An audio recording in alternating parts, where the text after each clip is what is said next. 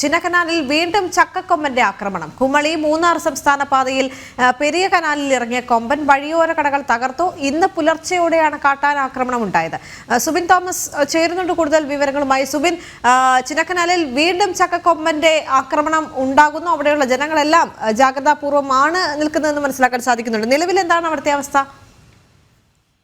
വലിയൊരു ഇടവേളയ്ക്ക് ശേഷമാണ് നിലവിൽ ഇപ്പോൾ ചിന്നക്കനാലിൽ വീണ്ടും കാട്ടാന ആക്രമണം രൂക്ഷമാകുന്ന ഒരു സാഹചര്യമുള്ളത്. കഴിഞ്ഞ ഏതാനും ദിവസങ്ങളായി ചക്കക്കൊമ്പൻ കുമളി മൂന്നാർ സംസ്ഥാന പാതയോരങ്ങൾ കേന്ദ്രീകരിച്ച് ഉണ്ട്. അതായത് മുത്തമ്മ കോളനി ഉൾപ്പെടെയുള്ള പ്രദേശങ്ങൾ കേന്ദ്രീകരിച്ച് ആന ചുറ്റിത്തിരിയുന്ന സാഹചര്യമാണുള്ളത്. ഇന്നലെയും സമാനമായ രീതിയിൽ ആന ഈ ഒരു മൂന്നാർ കുമളി സംസ്ഥാന പാതയിൽ എത്തിയിരുന്നു. ഇന്ന് പുലർച്ചയോടുകൂടിയാണ് ഇത്തരത്തിലൊരു അതിക്രമം ആന നടത്തുന്നത്. അതായത് വഴിയോര കച്ചവടക്കാരുടെ കടകൾക്ക് നേരെയാണ് ആനയുടെ ആക്രമണം ഉണ്ടായത്. 4ഓളം കടകൾ ആന തകർത്തിട്ടുണ്ട്. പ്രധാനമായും ഈ കൈതച്ചക്കകൾ സൂക്ഷിച്ചിരുന്ന കടകളാണ് ഈ ആന തകർത്തിട്ടുള്ളത്. കൂടാതെ മേഖലയിൽ വലിയ രീതിയിലുള്ള നാശനഷ്ടം ഈ കടകൾ കേന്ദ്രീകരിച്ച് ആന ഉണ്ടാക്കുകയും ചെയ്തിട്ടുണ്ട്. ഏകദേശം 2 മണിക്കൂറോളം ഈ കുമളി മൂന്നാർ സംസ്ഥാന പാതയിൽ ഗതാഗതം സ്തംഭിക്കുന്ന ഒരു സാഹചര്യം ഉണ്ടായി. പ്രധാനമായും ടൂറിസ്റ്റുകൾ ഉൾപ്പെടെയുള്ള ആളുകൾ റോഡിൽ കുരുങ്ങുന്ന സാഹചര്യം, വലിയ വിദ്യുതമായ അന്തരീക്ഷം അവിടെ ഉണ്ടായി എന്നുള്ളതാണ് ആ സമയത്ത് അവിടെ ഉണ്ടായിരുന്ന ആളുകൾ പറയുന്നത്. ഈ ആന റോഡിൽ നിന്ന് മാറാൻ കൂട്ടാക്കാത്ത ഒരു സാഹചര്യമായിരുന്നു. ഇതാണ് ഏറ്റവും കൂടുതൽ പ്രതിസന്ധി സൃഷ്ടിച്ചത്. ഈ സമയത്ത് വനം വകുപ്പിന്റെ കൃത്യമായ ഇടപെടൽ ഉണ്ടായില്ല എന്നൊരു ആക്ഷേപവും ഉയരുന്നുണ്ട്. ഈ ഒരു 2 മണിക്കൂറിന് ശേഷമാണ് ഈ ഒരു RRT സംഘത്തിന്റെ സേവനം പോലും